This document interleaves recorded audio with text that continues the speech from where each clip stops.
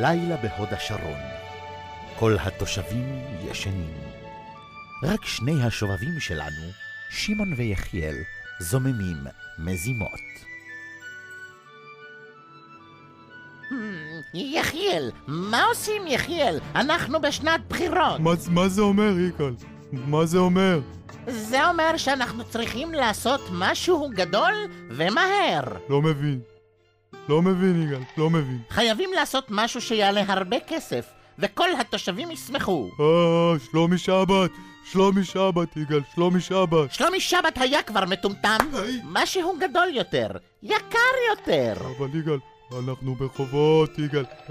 אין לנו כסף. כסף זו לא בעיה, יחיאל. יש לי רעיון גדול. בוא נעשה שבילי אופניים. אופניים? מה פתאום אופניים, יגאל?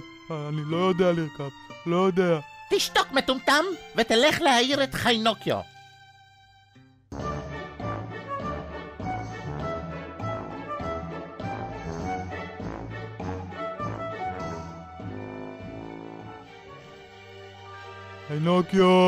חיינוקיו, תתעורר, חיינוקיו.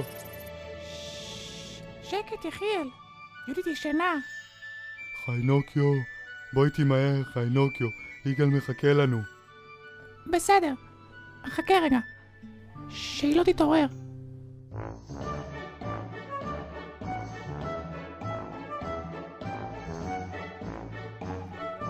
שלום, יגאל. מה קרה?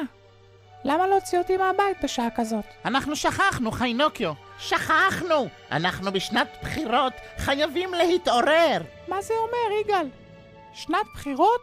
תגיד, חיינוקיו, אתה אוהב אופניים? אוהב. אתה יודע לרכב על אופניים? בטח יודע. מי לא יודע לרכב על אופניים? אתה מסתלבט עליי? אז בשנת בחירות כולם ישמחו אם נעשה שבילי אופניים. שביל אופניים?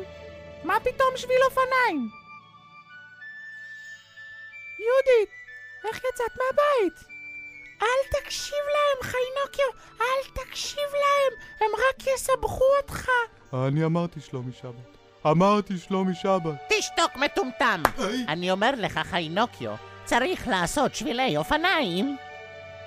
מה את אומרת, יהודית? אכלנו אותה. תגיד, שמעון, התושבים לא יסבלו? למה שיסבלו? שיעברו לאופניים. מה? כל העיר על אופניים. ומה עם הפקקים?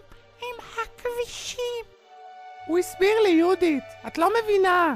זאת שנת בחירות, לא חשוב מה עושים. העיקר לעשות. אז אין שלומי שבת? שום שלומי שבת, שבילי אופניים. בדיוק, החלטתי. שבילי אופניים. השחר עלה, יום חדש מתחיל, ובהוד השרון השמחה רבה.